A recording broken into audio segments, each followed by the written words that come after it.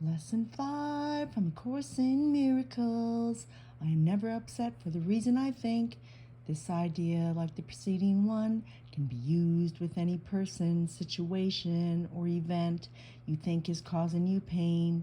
Apply it specifically to whatever you believe is the cause of your upset, using the description of the feeling and whatever term seems accurate to you. The upset may seem to be fear, worry, depression, anxiety, anger, hatred, jealousy, or any number of forms, all of which will be perceived as different. This is not true. However, until you learn that form does not matter, each form becomes a proper subject for the exercises for the day.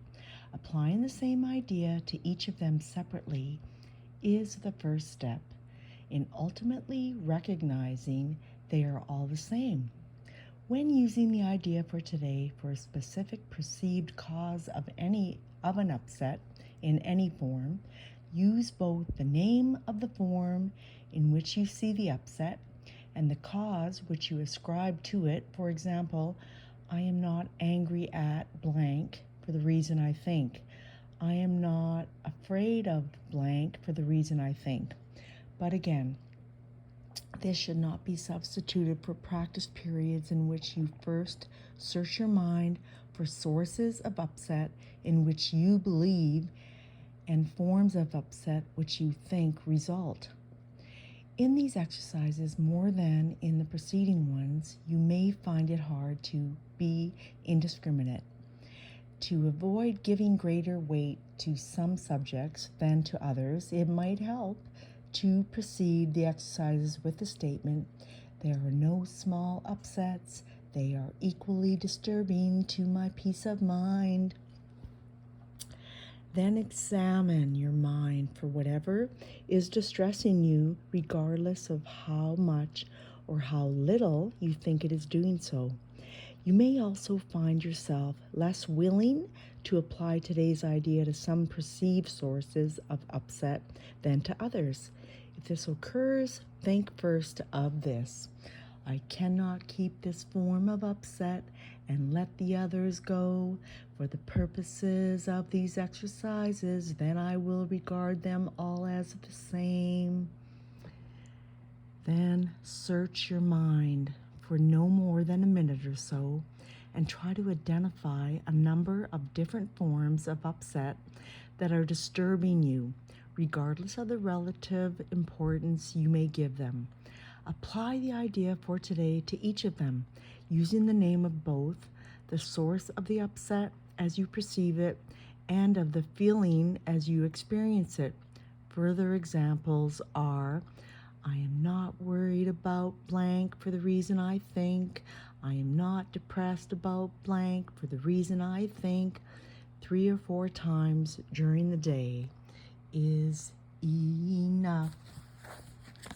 Okay, let's see what Robert Holden has to say. Oh, I love this.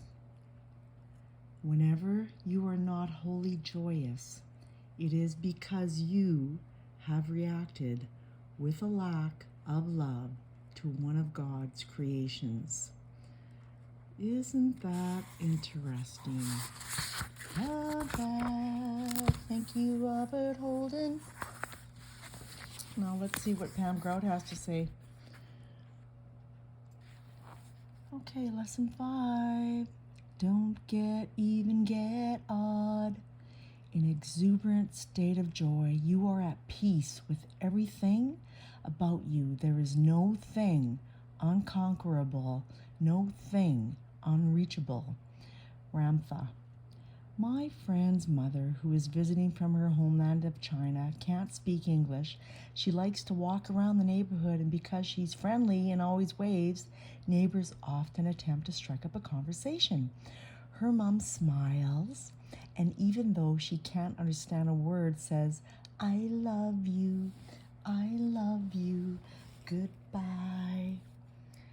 The dude is like my friend's mother. It sees me as a perfect, beautiful, an amazing creation and can't understand the unhinged dialogue that runs like a ticker tape through my mind. It just keeps saying, I love you, I love you. Lesson 5 from A Course in Miracles says, I am never upset for the reason I think. It might seem like I'm upset because of something happening out there, politics, my mean stepfather, a snow bomb wreaking havoc with the electric grid, but it's always 100% of the time something that's happening within me.